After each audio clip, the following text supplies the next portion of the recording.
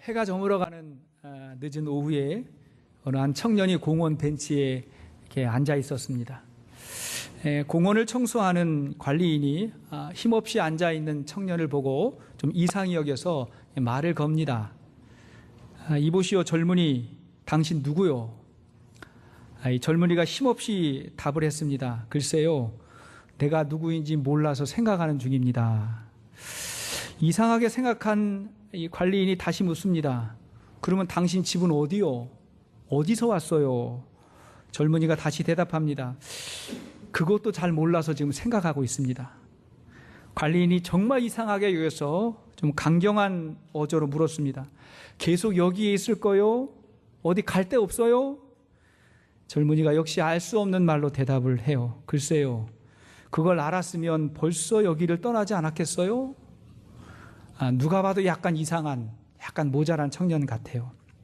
하지만 이 젊은이는 그가 받았던 질문을 다시 한번 곰곰이 생각해 보았답니다. 나는 누구인가? 나는 어디에서 왔는가?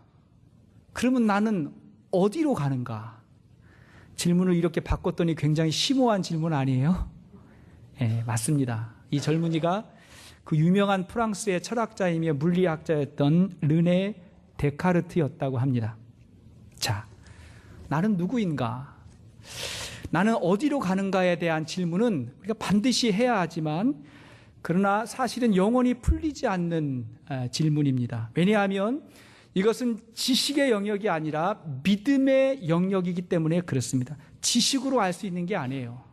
자, 그래서 나를 알려면 나를 지으신 분을 알아야 됩니다. 내가 어디로 가는지를 알려면 이 세상의 주인이 누군가, 이 세상 너머를 다스리는 분은 누구일까, 그것을 알아야 됩니다. 예, 하나님을 알아야 돼요. 그래서 이 성경은 하나님이 어떤 분이신지, 예수님이 어떤 분이신지를 설명하는 거예요. 성경은 다양한 역사와 교훈과 풍성한 가르침을 주지만 핵심은 하나예요. 예수는 누구인가, 하나님은 어떤 분인가예요. 그래서 예수님을 알 때 비로소 나를 알게 됩니다. 우리를 알게 돼요. 자, 오늘 본문에서는 예수님의 세 번째 자기 선언이 이어집니다. 7절 말씀을 보니까 7절 시작. 그러므로 예수께서 다시 이르시되 내가 진실로 진실로 너희에게 말하노니 나는 양의 문이라. 자, 내가 진실로 진실로 말하는데 나는 양의 문이다, 이렇게 선언하셨습니다. 여기 진실로 진실로라고 하는 말은 단순한 감탄사가 아니라 가장 확실한 진리다, 그런 뜻이에요. 더 이상 부정할 수 없는 진리다. 예수님이 진짜 중요한 말씀을 하실 때는 내가 진실로 진실로 너희에게 말한다고 강조합니다. 여러분, 우리가 예수님의 다른 말씀도 다 중요하게 여기지만 이 말씀, 진실로 진실로 하시는 말씀 반드시 믿어야 하지 않겠습니까? 이 말씀 믿어야 돼요. 자, 진실로 그분이 양의 문이라면, 자, 예수님이 양의 문이라고 하는 말은 무슨 뜻일까요? 자, 첫째, 이 말씀을 이해하기 위해서는 우리가 양 같은 존재임을 알아야 됩니다. 우리를 알아야 돼요. 예수님이 나는 양의 문이다라고 말씀하실 때 주님은 문인데, 그럼 우리는 뭐예요? 양이에요. 그 표현하고 계신 거예요. 성경은 인간을 양으로 비유합니다. 예수님께서 이 땅에 오셨을 때 세례 요한이 예수님을 보고 말하기를 보라, 세상 죄를 지고 가는 하나님의 어린 양이다, 그렇게 말했죠. 예수님의 오심이 양 같은 우리의 죄를 짊어지고 대속제물로 오신 그런 분이다, 그렇게 소개했잖아요. 우리가 양임을 알지 못하면 하나님을 이해할 수가 없습니다. 목동이었던 다윗은 자신이 양임을 알았어요. 그래서 언제나 평안했습니다. 왜냐하면 양은 자신의 능력으로 사는 것이 아니라 목자의 인도하심 따라 사는 것을 알았기 때문에 그걸 믿으니까 평안했던 거예요. 여러분, 양의 특징을 잘 아시죠?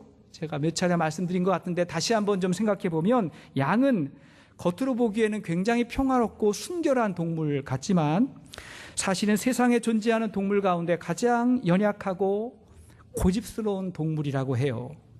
자, 일단 양은 시력이 너무 나빠요. 아주 지독한 근시예요.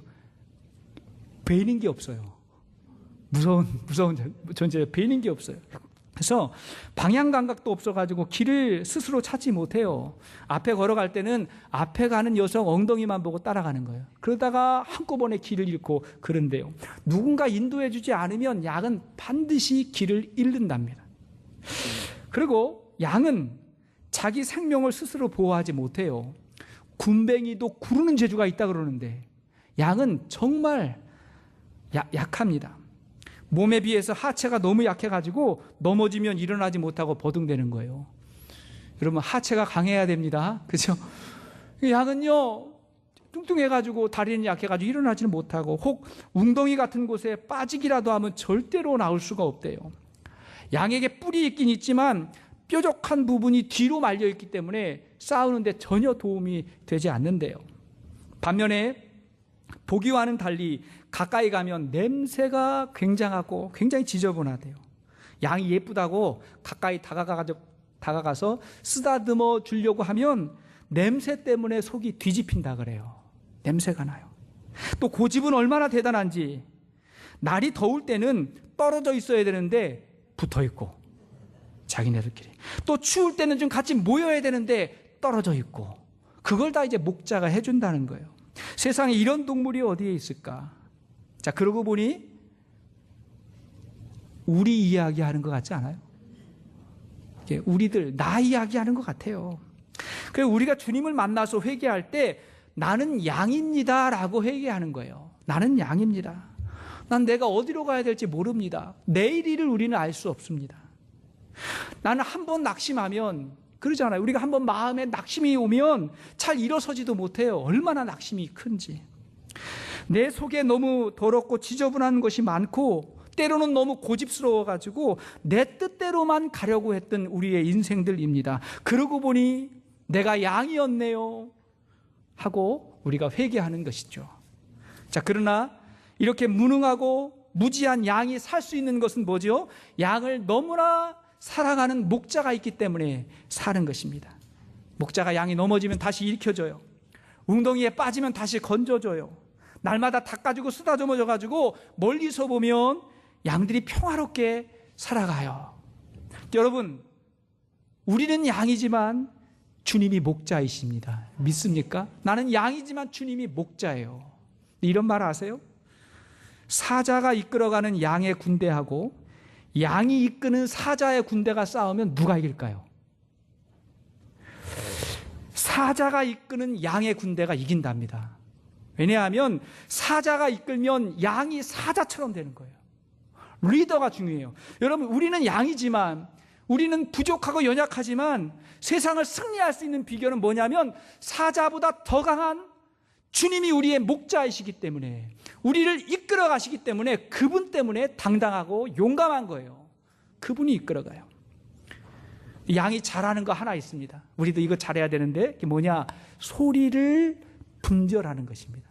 음성을 듣는 거예요. 양은 자기 목자의 음성을 듣습니다. 3절에서 5절까지를 보시겠어요? 3절에서 5절 시작.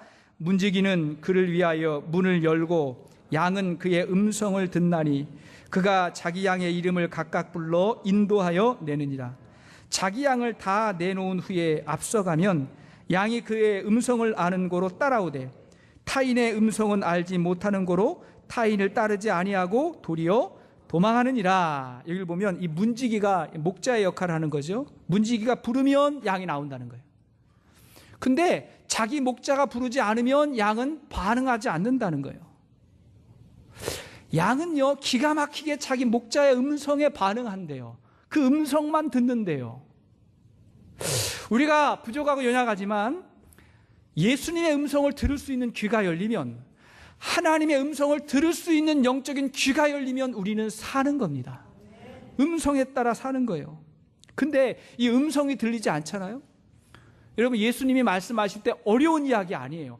아주 쉽게 주님이 말씀하시는데 그 음성을 듣지 못한다. 그러면 이게 주님의 양이 아닌 거예요. 자, 6절을 보십시오. 6절 시작. 예수께서 이 비유로 그들에게 말씀하셨으나 그들이 그가 하는 말씀이 무엇인지 알지 못하니라. 이들이 그 당시에 거짓 가르침 교사들, 바리새인들, 이런 사람이죠. 이들이 알아듣지 못했다는 거예요. 왜 알아듣지 못했는가? 예수님의 말이 어려워서가 아니라 자신이 양임을 모르기 때문이에요. 자기가 양이라는 것을 인정하지 못하기 때문에, 자신이 연약하고 무능하며 냄새나는 죄를 가지고 있는 인간임을 모르기 때문에 우리를 부르시는 주님의 음성에 반응하지 못하는 것입니다. 이사야 53장 6절 말씀을 보세요. 6절 시작. 우리는 다 양 같아서 그릇 행하여 각기 제 길로 갔거늘 여호와께서는 우리 모두의 죄악을 그에게 담당시키셨도다. 우리가 양인 줄 알면 우리의 죄를 짊어지고 가는 예수 그리스도의 음성을 우리는 듣게 되는 것입니다. 그리고 구원의 길을 걸어가는 거예요. 자, 두 번째, 목자이신 예수님이 양 같은 우리에게 오늘 말씀하시는 것이 무엇일까? 두 번째는 예수님이 생명을 주시는 구원자라는 거예요. 예수님이 생명의 구원자이십니다. 자, 예수님의 말씀을 알아듣지 못하는 자들에게 예수님께서 여기서 선언하시는 거예요. 7절을 다시 읽어보니까 7절 시작. 그러므로 예수께서 다시 이르시되 내가 진실로 진실로 너희에게 말하노니 나는 양의 문이라. 나는 양의 문이라 말씀하셨어요. 그 당시 팔레스틴 지역에 양들을 가르는 우리는 크게 두 종류가 있다고 합니다. 작은 벽돌로 담을 쌓고 그리고 제법 지붕까지 씌워가지고 비와 바람을 어느 정도 막을 수 있는 그러한 울타리, 우리입니다. 조금은 견고하고 튼튼한 우리인데 이런 우리는 보통 마을에 집에 붙어있는 그런 우리래요. 반면에 임시 방편으로 만드는 그런 우리가 있습니다. 목자들이 풀을 찾아서 조금 먼 곳으로 이동을 하면 이제 들에서 나무를 꺾어가지고 울타리를 만들고 그 안에 양의 무리를 이제 모으는 것입니다. 근데 이런 울타리에는 문이 없대요. 미처 문을 만들 수 없는 거예요. 양이 드나들 수 있는 그런 문은 있지만, 그런 공간은 있지만 미처 문을 달지 못해요. 자, 이때 목자가 문의 역할을 한답니다. 홈리스처럼 그 문 위에 눕는 거예요. 밤새 누워 있다는 거예요. 비가 오나 눈이 오나 거기 지키고 있는 거예요. 지키니까 그래서 양이 바깥으로 나가지 못하고 또 야생동물이 그 안으로 들어가지 못하도록 목자가 자기의 생명을 담보로 문의 역할을 한다는 거예요. 지금 우리 예수님께서 말씀하시는 문이 바로 이런 문이에요. 자신이 양의 문이 되어서 생명을 주고 외부의 공격은 막고 안으로 양을 보호한다는 그런 양의 문이 되었다는 거예요. 자, 9절을 보십시오. 9절 시작. 내가 문이니 누구든지 나로 말미암아 들어가면 구원을 받고 또는 들어가며 나오며 꼴을 얻으리라. 여기 내가 문이니, 내가 양의 문이니 누구든지 예수님을 통해서 들어가면 구원을 받습니다. 10절은 그 의미를 더 자세하게 설명하고 있어요. 10절 시작. 도둑이 오는 것은 도둑질하고 죽이고 멸망시키려는 것뿐이요 내가 온 것은 양으로 생명을 얻게 하고 더 풍성히 얻게 하려는 것이라. 여기 내가 온 것은 양으로 무엇을? 생명을 얻게 하고, 이 생명이 뭐지요? 구원이에요. 구원을 얻게 하고 양들을 살리는 구원을 얻게 한다는 거예요. 우리 주님이 내 인생의 출입구에서 친히 문이 되어 주십니다. 우리는 예수님을 통과해서 문 안으로 들어가면 구원을 받는 것입니다. 양에게는 우리의 안이, 울타리 안이 가장 안전한 거예요. 울타리 안에는 구원이 있고 울타리 밖에는 사망이 있는 것입니다.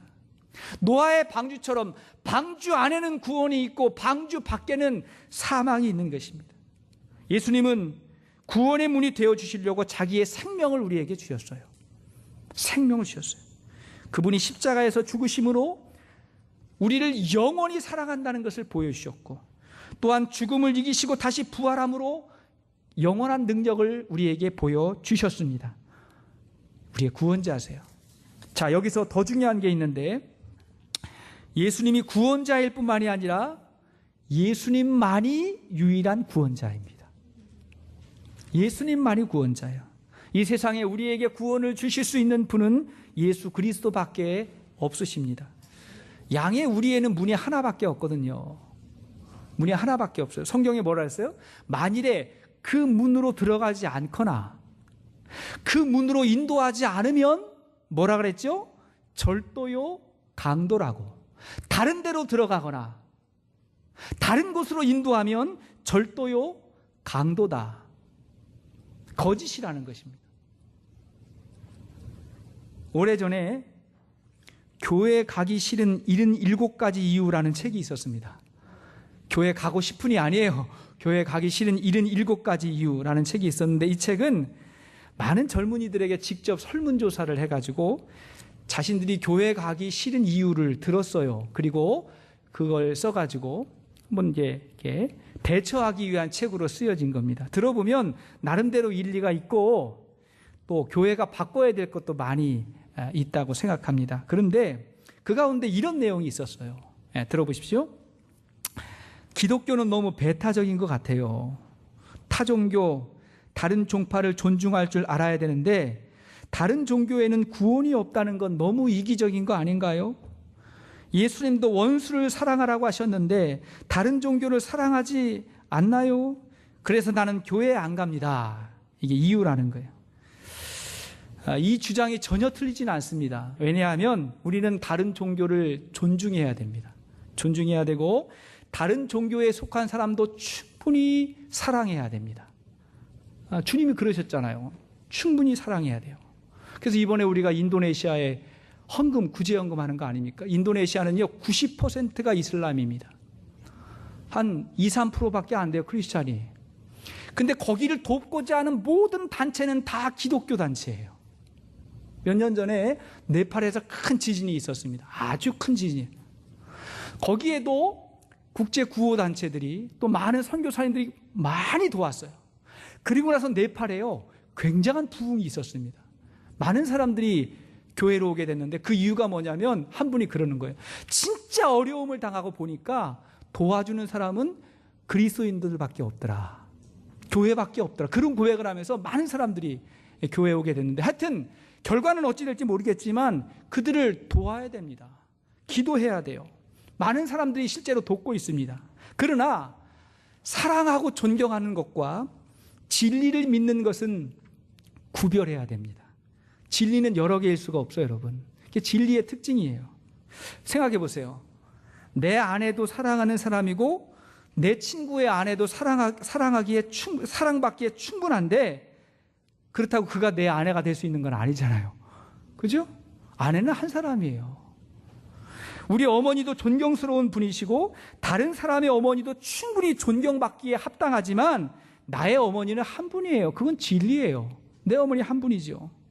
하늘 아래 태양도 하나고 이 세상을 만든 분도 한 분이시고 하나님도 한 분이시고 마찬가지로 구원의 진리는 하나예요. 여러 개라고 말하는 것 자체가 진정한 구원을 모르기 때문에 그런 것입니다. 여러분, 예수님의 선언을 보세요. 내가 생명의 떡이다. 내가 세상의 빛이다. 내가 양의 문이다. 이렇게 이야기할 수 있는 분이 누가 있겠습니까? 내가 좀 가르쳐 주겠다. 내가 좀 도와주겠다. 이렇게 하는 사람이 있어도 내가 생명의 떡이다. 세상에 이렇게 말할 수 있는 분이 아무도 없습니다. 예수님 이외에 날 위해서 죽어주신 분도 없고 예수님 이외에 죽음을 이기고 부활하셔서 당당하게 하나님 앞으로 인도하실 분도 없습니다. 예수님만이에요. 여러분 믿습니까? 예수님만이에요. 그게 구원의 유일성이에요. 만약에 예수님이 십자가 이외에 다른 구원의 문이 있다 그러면 저는 예수님 정말 미련하다고 생각해요. 다른 방법이 있다 그러면 석가모니처럼 좀 오랫동안 장수하면서 많은 사람들을 제자로 두고 그리고 가르치고, 그죠? 좋은 이야기 하다가 돌아가실 수도 있고. 누구예요? 이슬람의 마호메처럼, 그죠? 그 칼과 권력으로, 힘으로, 예수님 할 수 있잖아요. 그 힘으로 그 지역을 다 정복해가지고 권력을 누리면서 오랫동안 살 수 있고.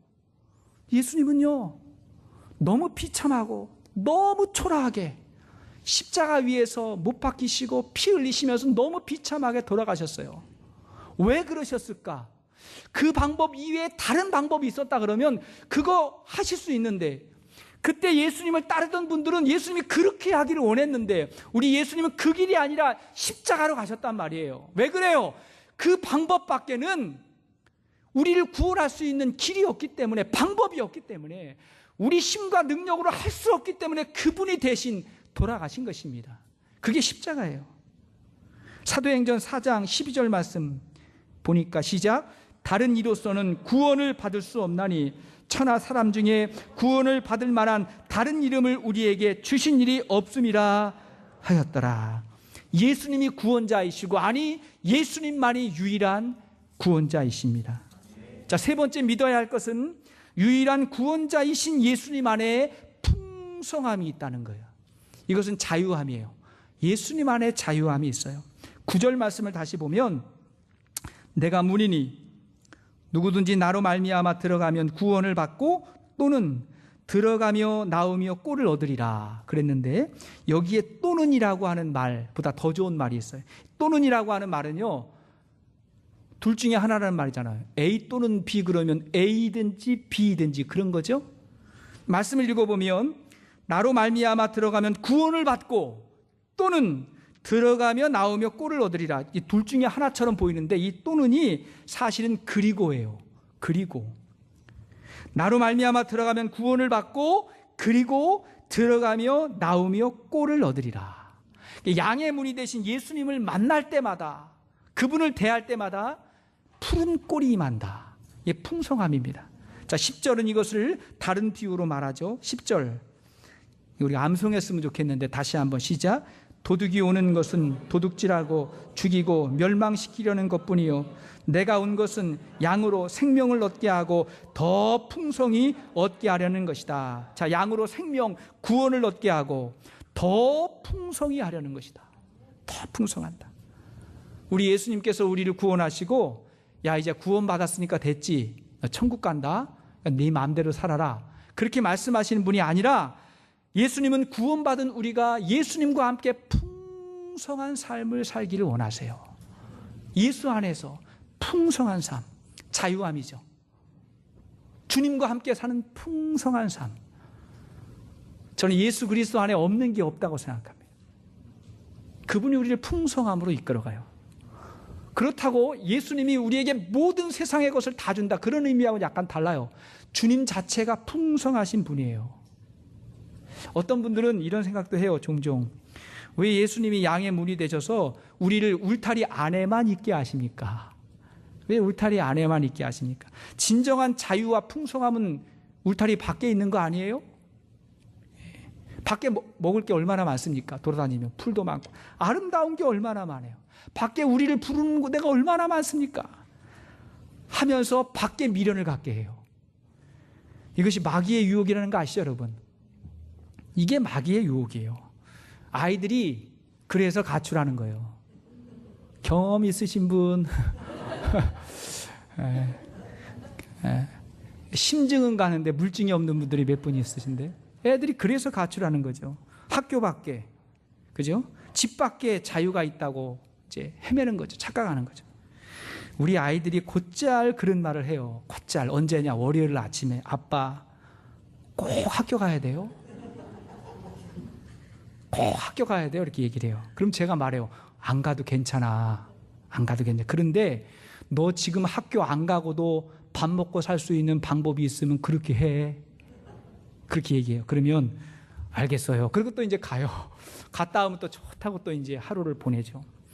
아담과 하와가 마귀의 유혹을 받은 거 아니에요? 그거 먹으면 더 풍성해진다. 먹으면 이 에덴 동산 안에 갇히지 않고 더 많은 거 얻을 수 있다. 그렇게 유혹했던 거 아니에요?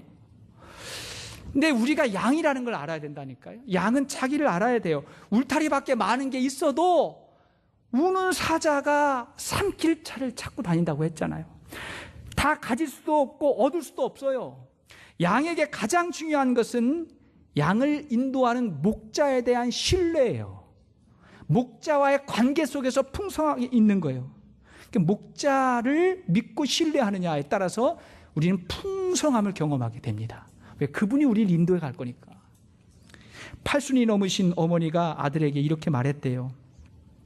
이 세상에 태어나서 부모와 형제 그리고 자식들과 인연을 맺고 살아왔는데 막상 지나고 보니까 참으로 덧없고 잠시로구나.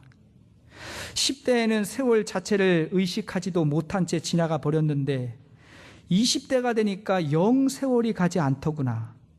겨우 30대가 되니 세월이 좀 빨리 가는가 싶더니 40대부터는 세월이 달려가고 50대는 아예 제 마음대로 날아가 버리더라.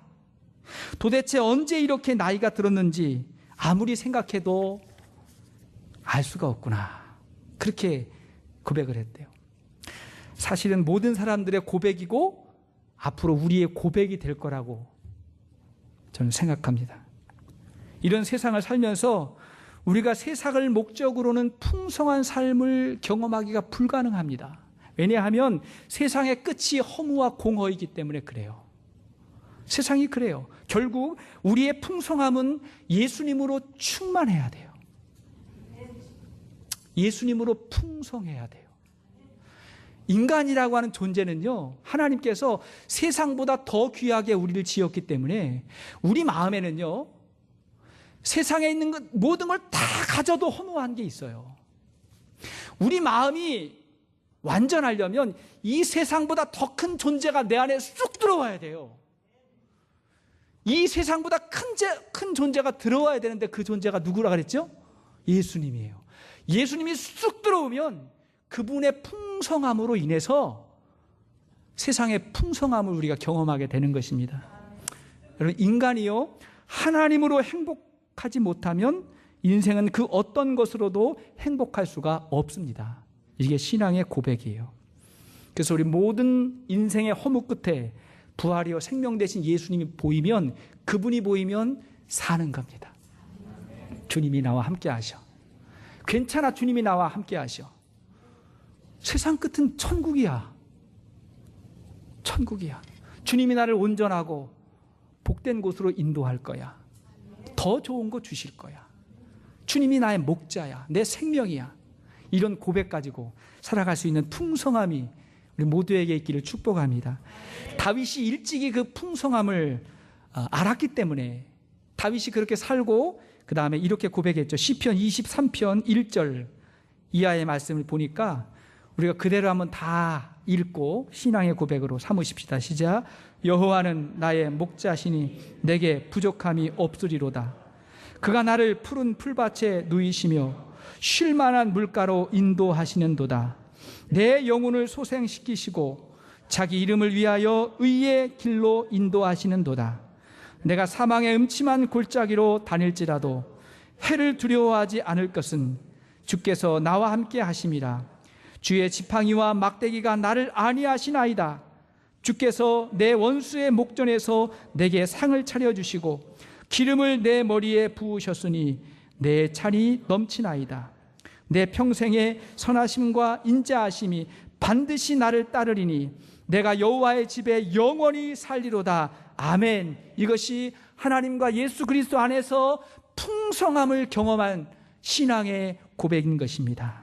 다윗의 고백이 우리 모두의 고백이 될 수 있기를 축복합니다. 자, 말씀의 결론을 맺겠어요. 자, 우리 예수님께서 내가 양의 문이다라고 말씀하신 이후에 또 다른 문을 우리에게 소개해 주셨습니다. 그 문은 어떤 문일까? 좁은 문입니다. 예수님은 좁은 문으로 들어가라고 그렇게 말씀하셨어요. 마태복음 7장 13절 이하의 말씀 시작. 좁은 문으로 들어가라. 멸망으로 인도하는 문은 크고 그 길이 넓어 그리로 들어가는 자가 많고 생명으로 인도하는 문은 좁고 길이 협착하여 찾는 자가 적음이라. 오늘날 세상은 이 문을 더 넓히라고 말해요. 문을 더 넓혀라. 예수가 아니어도 구원받을 수 있는 문이 있다. 십자가 없어도 구원받을 수 있는 문이 있다고 문을 더 넓히라고 말해요. 그리고 걸어가는 길을 좀 넓혀라. 왜 그리스도인들만 독특하게 사냐? 세상 사람들처럼 살아라. 거기에 행복이 있고 쾌락이 있다고 그렇게 이야기합니다. 그러나 예수님 뭐라고 말씀하셨어요? 내가 양의 문이다. 그리고 내가 길이요 진리요 생명이라고 말씀하셨어요. 좁은 문으로 걸어가라. 그죠? 우리가 그리스도 안에 있으면 역설적으로 예수 그리스도 안에 있으면 좁은 길을 걸어가면서도 밤낮 기뻐할 수 있는 그 힘이 예수 그리스도 안에 있는 줄로 믿습니다. 그걸 경험한 게 구원이에요. 그리고 그게 자유함입니다. 그 자유함을 가지고 이 세상을 승리할 수 있는 우리 모두가 될 수 있기를 주의 이름으로 축복합니다. 같이 한번 기도하시겠습니다.